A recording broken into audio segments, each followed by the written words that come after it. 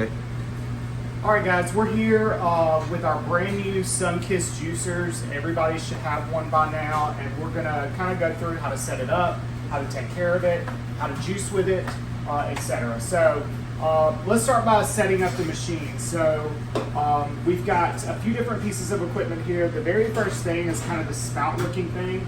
That will just sit right down on here snugly like that. Next, you're gonna put your pulp strainer on. It'll sit right down on there as well. Perfect.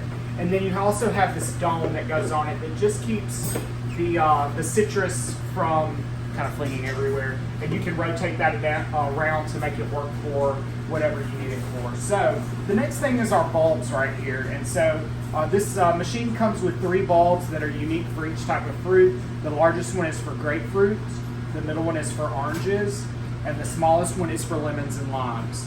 And so we're going to be juicing some limes today, so I'm going to put the smallest of the bulbs on there. Make sure you keep your extra bulbs in a really safe place where we won't lose them, etc. So we're going to be juicing into a pour-in store today.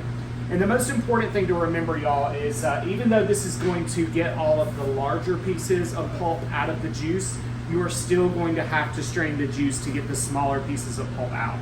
So your switch is right here on the side. You're just going to turn that on, and it is very fast. That's it.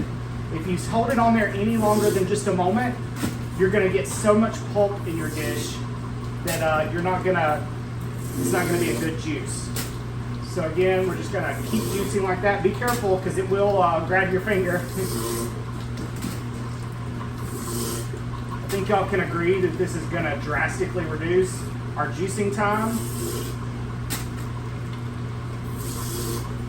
Make sure you get your lemons and limes and everything cut in half so you're not having to stop and cut as you're juicing. You should, like we do here, have all of your pieces of fruit already cut.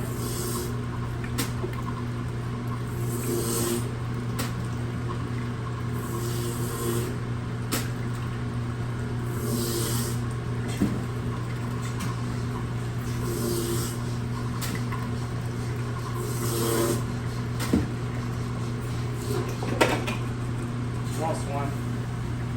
There we go.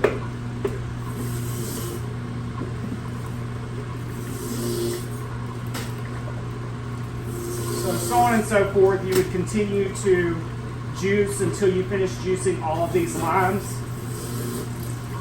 I'm going to stop right now. I'm going to stop right now and turn it off so that we can go ahead and strain this. I'm going to show you how we're going to do that. So still a little bit coming out of the machine, but that's fine. We're just going to grab our strainer, go ahead and pour it, and double strain it over into another pouring store. You can take your bar spoon and kind of swish the pulp around so that it'll strain through quickly.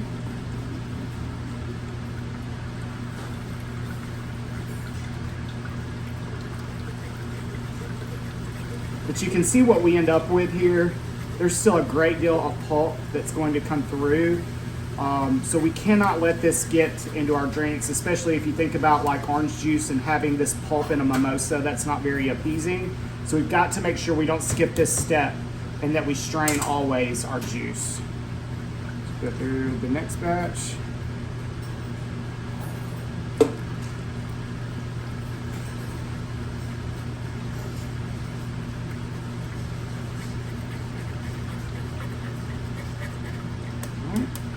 And even with having to do this double straining process, you can see that this is going to cut our time.